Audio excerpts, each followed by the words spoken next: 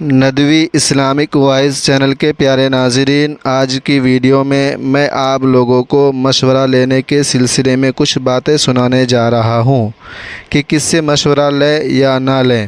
اس سے پہلے کہ ویڈیو کو شروع کریں، چینل کو لازمی سبسکرائب کریں۔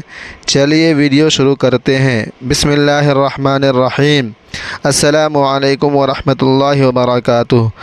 حضرت عائشہ رضی اللہ تعالی عنہ بیان کرتی ہیں، رسول اللہ صلی اللہ علیہ وآلہ وسلم نے فرمایا کہ ایک قسم کے لوگوں پر میں نے لعنت کی اور اللہ نے بھی ان پر لعنت کی۔ ہر نبی کی دعا قبول ہوتی ہے۔ اللہ کی کتاب میں اضافہ کرنے والا، اللہ کی تقدیر کو جھٹلانے والا، طاقت کے بل بوتے پر مسلط ہونے والا شخص، تاکہ وہ کسی ایسے شخص کو معزز بنائے جسے اللہ نے ذلیل بنایا ہو، اور کسی ایسے شخص کو ذلیل بنا دے جسے اللہ نے معزز بنایا ہو۔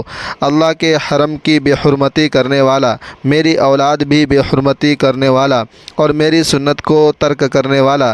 حضرت ابو موسیٰ رضی اللہ تعالی عنہ بیان کرتے ہیں، میں نے رسول اللہ صلی اللہ علیہ وآلہ وسلم کو فرماتے ہوئے سنا، اللہ نے آدم کو ایک مٹھی بھر مٹی سے پیدا فرمایا جو اس نے ساری سطح زمین سے حاصل کی تھی، پیدا فرمایا۔ آدم کی اولاد زمین کی رنگت کی مناسبت سے پیدا ہوئی، ان میں سے کچھ سرخ ہے سفید اور کچھ کالے، اور کچھ سرخ و سفید ہے کے مابین کچھ نرم مزاج اور کچھ سخت مزاج، کچھ بری عادات والے اور کچھ پاکیزہ صفات والے۔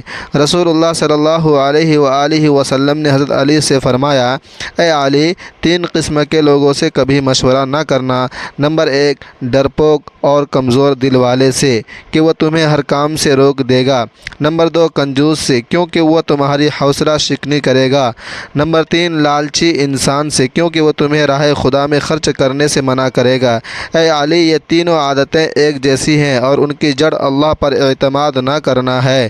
اللہ تبارک و تعالی ہم لوگوں کو اپنے حفظ و امان میں رکھے۔